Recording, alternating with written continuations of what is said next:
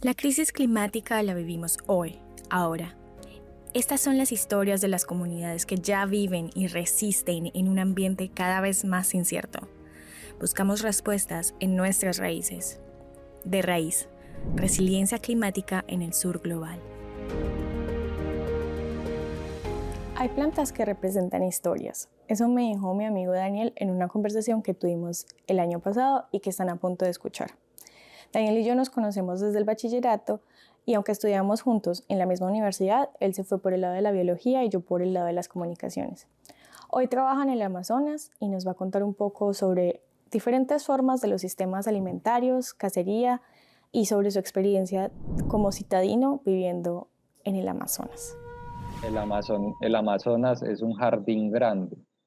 A nosotros nos lo venden como una selva inhóspita, virgen, pero el Amazonas no es virgen. El Amazonas ha sido habitado desde hace más de 10.000 años y las personas que lo habitan lo han conservado en pie desde hace 10.000 años aún.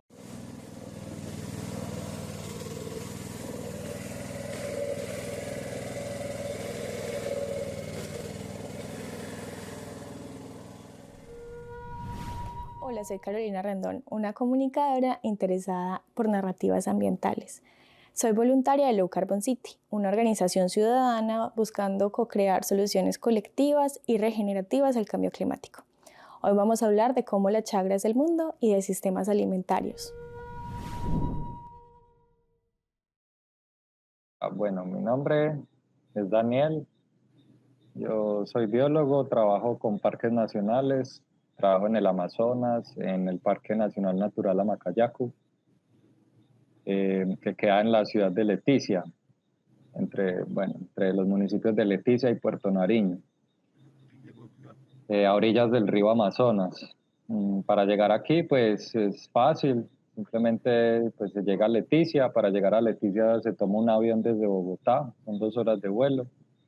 Y una vez en Leticia, pues se toma un bote, aquí le llaman el rápido, que es un transporte público, y en 2 horas llegas al parque. Puedes llegar a una comunidad indígena, porque el parque todavía no está abierto al turismo, pero igual lo van a inaugurar. Es un parque con vocación turística que se espera que sea para este año.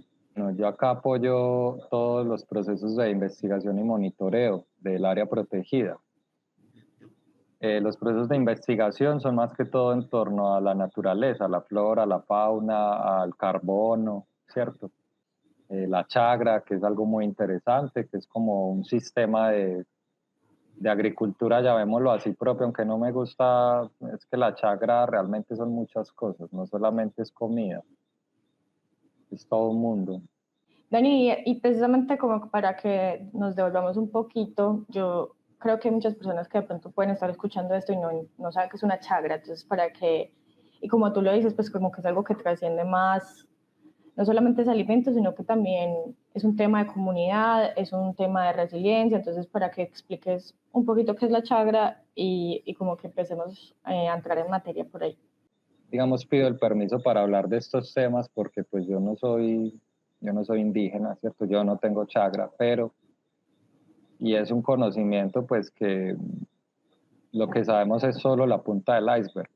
Esto es un conocimiento, podríamos llamarlo esotérico, espiritual, como lo quieran llamar, que pasa de voz a voz, de generación en generación. Para entender realmente lo que es la chagra, tú tienes que hablar el lenguaje. Digamos que aquí en América, al menos en Colombia, muchas comunidades indígenas son de chagra. Yo diría que la gran mayoría, ¿cierto? Y es un sistema, digamos, por ejemplo, desde la etnia ticuna, que es con la que yo trabajo, realmente la palabra es Naane, y eso traduce, la traducción de Naane es mundo. O sea, la chagra realmente es el mundo para ellos. En otras etnias, por ejemplo, el centro de la chagra es una maloca. La maloca es un espacio de vida, es un espacio donde pues duermen y conviven las personas y cocinan. pero también, como diría un abuelo Yukuna, es un espacio de educación, de salud y de cultura, ¿cierto? La maloca tiene esos tres significados, al menos desde la etnia ticuna. Y como está tan fuertemente, tan estrechamente asociado a la chagra, pues confluyen muchas cosas, desde la alimentación, que es lo más básico. En las chagras se cultiva una gran variedad de plantas, en donde pues gran parte de ellas sirven es para el sustento alimenticio, pero también hay plantas de uso medicinal, plantas de uso maderable, que se cultivan para las futuras generaciones, porque pues aquí la madera es fundamental para todas las construcciones, para las malocas, las casas, etcétera. Bueno, también hay plantas que representan historias, historias espirituales o dueños del territorio, ¿cierto? Dueños espirituales. Hay también, eh, bueno, plantas asociadas a ceremonias, a pinturas, a rituales, a bailes. Bueno, pues si yo hablo de chagra, la gente, de pronto ya hoy en día los que más sepan del tema van a pensar en seguridad alimenticia de las comunidades de la Amazonía. Pero si tú lo dices en lengua, estás hablando del mundo. En lengua indígena, pues estás hablando de un mundo, de un espacio multidimensional que tú no, esa palabra no la encuentras tan concisa en el español, pero sí en un lenguaje nativo del continente. Entonces es bien interesante eso. Lo otro es que pues ya las chakras se configuran espacialmente según la etnia. Depende si la etnia, por ejemplo, digamos hay unas plantas centrales en la espiritualidad que normalmente suelen ser la coca y el tabaco, pero por ejemplo no todas las etnias usan la coca de la misma manera o no usan el tabaco de la misma forma. Algunas, por ejemplo, usan la ayahuasca, otras no, otras utilizan otro tipo de plantas como el toé, que es el borrachero, entre otras que hay variedades de ají también de uso chamánico y otras plantas que yo pues no puedo nombrar, pero sí, que tienen toda una historia y todo un uso que van desde las pinturas hasta esa conexión con esos seres. Y eso pues lo que hace es permitir el manejo del territorio, ¿cierto?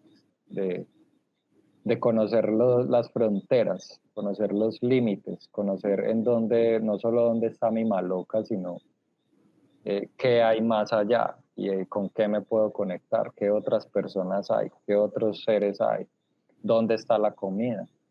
Entonces en la chagra también es muy interesante que llegan animales. Entonces por eso las comunidades indígenas no tienen que desarrollar un sistema de domesticación de la fauna, porque las chagras son esos espacios donde llegan los animales y ahí los cazan. Y eso es bien interesante porque están alimentándose de animales que han estado en libertad, libres de hormonas, que simplemente, digamos, el manejo que se hace también es, digamos, desde esta concepción filosófica de que todo, absolutamente todo en la naturaleza tiene un dueño espiritual. Y que si tú como cazador vas de cacería, tienes primero que pedir permiso y establecer una especie de diálogo con ese dueño espiritual, digamos la danta o un venado. Si tú quieres cazar venado, tú primero tienes que establecer un diálogo con el dueño espiritual del venado o de la selva y pedir permiso para cazarlo. Y previamente hay unas dietas y hay unos rituales que se hacen para tú poder prepararte como cazador. Dani, volviendo un poquito a eso, pues como conversábamos un poco sobre precisamente el cambio en la alimentación, los paradigmas alimenticios y la asociación a la cacería también como, el consumo de animales de monte como asociado con algo sucio o pecador, pues precisamente a todo el tema de la colonia. Bueno, la región es muy grande, ¿cierto? Los que están más cerquita a las grandes ciudades como Leticia, Tabatinga, bueno, esos centros poblados, Iquitos, Manaos, pues tienen, digamos, un proceso de occidentalización de la dieta. Para las comunidades más alejadas, no. Digamos que todavía conservan muchas partes tradicionales. Entonces, lo que te decía es que, claro, ese consumo de la carne también está asociado a la chagra, a los salados y al manejo, al ordenamiento territorial, dónde sí se puede cazar y dónde no, dónde los animales se reproducen, allá no se puede comer, ¿cierto? Y donde los animales van a estar abundantes, allá sí se puede comer. Y el consumo de carne tiene un componente espiritual importante. Y los animales que se consumen, pues son desde un punto de vista filosófico otorgados por la naturaleza, que por ejemplo la dieta que trajeron los españoles, pues los españoles trajeron el ganado, trajeron las vacas, trajeron los cerdos, trajeron las gallinas, eh, y digamos que porque la dieta de ellos era esa, ¿cierto? Digamos que la dieta de ellos estaba mal visto comerse los animales del monte, era pecado, incluso en algún momento de la conquista se dijo que eso era pecado y que la comida pues de los indígenas era inferior y que los españoles no debían comer eso. Entonces eso incentivó a que trajeran más ganado y a que la ganadería tuviera una connotación pues colonizadora, en el sentido en el que pues de ahí obtengo mi alimentación sin yo con un animal que yo mismo crié, domestiqué, vi nacer y todo, y yo mismo controlo. Y que implica una transformación del territorio porque tú para, por ejemplo, alimentarte de un venado, de una danta o de cualquier otro animal de la selva, tú no tienes que transformar tu territorio a un nivel que lo pueda afectar. En cambio, para tú alimentarte de la vaca o del cerdo en un contexto donde hay bosques húmedos tropicales, pues sí tienes que transformar el territorio de gran manera y las vacas representan eso, ¿cierto? Una transformación, digamos, sí, una deforestación. Y esa deforestación no solamente es la dieta, sino que el colonizador puede ver la tierra más fácil, puede ver qué hay al otro lado del río, al otro lado de la montaña, entonces le otorga un control territorial mucho más fácil que si tú estuvieras rodeado de árboles. Claro, porque como te decía también antes, el control territorial se hace desde la maloca y desde una serie de rituales, desde la cosmovisión de varias etnias indígenas. Como el ganado estaba asociado al que tenía pues tierra, tenía riqueza, el que se había apropiado de un gran territorio, pues la ganadería empezó a asociarse a un nivel cultural al que tenía dinero, al que tenía poder, al que tenía tierra. Y eso fue permeando poco a poco el imaginario social, yo creo que de los latinoamericanos, de que, o al menos como colombianos, ¿cierto? De que una persona que es ganadera seguramente tiene tierra y seguramente tiene dinero. Y una persona que consume carne de monte es una persona que es cochina. Pero también eso se vuelve No, un tema aspiracional muy relacionado a la alimentación y que eso perdura hasta ahora, ¿no? Como el que también el que come carne es el que tiene plata, ¿no? exactamente, el que come carne es el que tiene plata hoy en día. En Colombia se ve así, ¿cierto? Y, o sea, con esto yo no quiero, digamos, incentivar o justificar la cacería, ni decir que la pongo en un pedestal o que está bien o no, no. Pero muchas personas todavía consumimos carne, ¿cierto? Todavía, y hay que entender que la carne que consumimos, pues hay una que tiene un impacto ambiental muy grande, como es, por ejemplo, la carne de res y de cerdo, sobre todo la de res. Y hay otra que no tiene un impacto ambiental tan grande como es la carne de los animales del monte o la carne de pesca. Un conflicto por esto. Porque claro, en algunas zonas, por ejemplo, de Antioquia, se caza a la vez que se hace ganadería. Entonces, ahí es donde es problemático, porque los grandes animales de esta zona del trópico, pues viven en los pocos relictos de bosque que quedan. Y pues irlos a cazar es prácticamente condenarlos a la extinción. Cosa que pues En ese sentido, sí es bueno que la cacería se limite. Eh, ¿Por qué? Porque está en un contexto ganadero, donde ya pues las vacas están aportando pues la proteína y la carne que necesitan. Pero en un Y que contexto además esa indígena, extinción de esos animales también se debe a la deforestación para poder tener esas exactamente, mismas vacas. exactamente. Pero en un contexto donde todo es selva, como en el caso del Amazonas, donde no hay vacas, donde no hay ganado, al menos en la parte central. No hablemos ya de los bordes, porque en los bordes, pues sí, la frontera del Amazonas sí hay ganadería y sí hay una presión por ganadería, pero en la parte central no está esa presión. Entonces, donde no está esa presión, pues las fuentes de proteína son los peces y pues es la carne, son los animales del monte, ¿cierto? En la cultura de estas comunidades, los ancianos tienen un papel importantísimo en las decisiones políticas. Y desde el Consejo de Ancianos se dijo no a la ganadería. Se dijo, la ganadería va a destruir nuestro territorio y nos va a hacer pelear por tierra y va a hacer que perdamos nuestra identidad. Entonces, no a la ganadería y más bien recuperemos el bosque que hemos perdido y si hay que comer animales, vamos a cazar, ¿cierto? Esa fue una decisión que se tomó hace ya unos 40, 30 años en esta Porque región. precisamente es algo que se viene diciendo también mucho, digamos que obviamente desde un lugar muy privilegiado del ambientalismo de la Exacto, ciudad, y es que las decisiones alimentarias son políticas, pero exactamente. eso se Claro, vive precisamente en la comunidad bastante.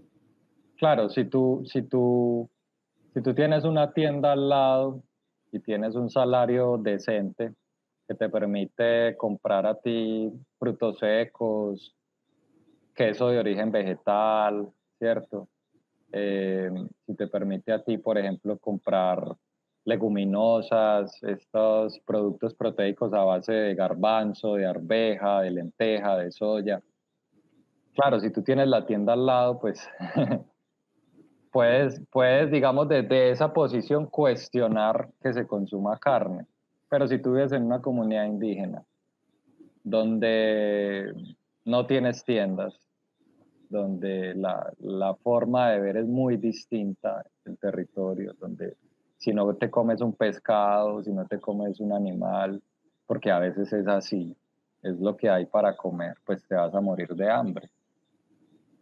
Y si además a eso le agregamos una connotación cultural que digamos no todos entendemos, es lo que te decía ahorita, los cazadores se forman espiritualmente para ser cazadores, igual que los pescadores. Aquí hay unas dietas que cumplir, entonces si vas a cultivar maíz, hay animales que no puedes comer. Si vas a cultivar yuca, hay animales que no puedes comer. Si tu esposa queda embarazada, hay animales que ella o que tú no puedes comer, ¿cierto? Si vas a tener el hijo, incluso antes de, Sí. hay toda una dieta estricta, entonces eso es importante aclararlo, ¿cierto? La cacería en el territorio amazónico es un manejo del territorio y es un manejo milenario que está estrechamente asociado al cultivo de plantas. Yo creo que debía haber empezado por acá. Siempre antes de juzgar, lo primero es entender eso. Los amazónicos han conservado el bosque desde hace 10.000 años y lo siguen conservando de forma consciente porque ellos saben lo que significa cuidar el Amazonas a nivel mundial. Y nosotros que vivimos desde una ciudad, que vemos documentales, que podemos escoger qué comer en el supermercado, en una tienda naturista, no, muchas veces ni siquiera sabemos sembrar el alimento. Algunos sí saben y muy bacano, pero otros ni siquiera lo saben hacer. Nosotros desde la ciudad, pues cada vez respiramos más smog, nos tenemos que preocupar ya por el tipo de ollas que compramos, si estamos Sí. o no comprando plástico, si la comida es o no es transgénica, si tiene o no tiene agroquímicos, lavar bien el tomate, lavar bien la piña, lavar bien las uvas, ¿cierto? Estamos pensando es en eso. En cambio aquí no se piensa en eso. Aquí el manejo de las plagas se hace también desde un tema cultural, ¿no? Dani, no, para no extendernos mucho, porque acá ya son las 9:15, no sé si quieras despedirte con algún mensaje, agradecerte por tu tiempo, por todo esto que nos estás contando. Muchas gracias. No, muchas gracias a ti por invitarme, a las personas que nos escuchan. Para entender esto se necesita una mente muy abierta, se necesita venir, vivirlo en el Amazonas o en donde sea, especialmente si somos de América Latina, en todas partes hay historias indígenas que contar y nosotros hacemos parte de eso, independientemente de cuál sea nuestro color de piel o incluso nuestro idioma, nosotros hacemos parte de esa historia, parte de esa cultura y la clave está, o sea, si nosotros queremos que el planeta siga existiendo y no, pues siga Y nosotros existiendo en bien, él. en Y armonía con nosotros en nosotros, él. es importante que entendamos bien cómo conectarnos con la naturaleza y no caer digamos, tampoco en la idea de que el planeta sin humanos vive mejor. Yo también me cuestioné eso porque realmente el Amazonas existe es gracias al ser humano, que lo ha sembrado durante miles de años y ha intercambiado semillas y ha permitido con las bailes, las danzas, que los animales y las plantas existan. Entonces, pensar en eso también, ¿cierto? Este programa se realiza gracias al proyecto Imágenes de Latinoamérica, financiado por la Fundación Heinrich Böll de Alemania y Bündnis Einefeld de la región Schleswig-Holstein. Gracias por escuchar este episodio de Raíz, Resiliencia Climática en el Sur Global. Si te gusta este contenido, si hoy aprendiste algo gracias a este podcast, suscríbete y comparte. Es gratis.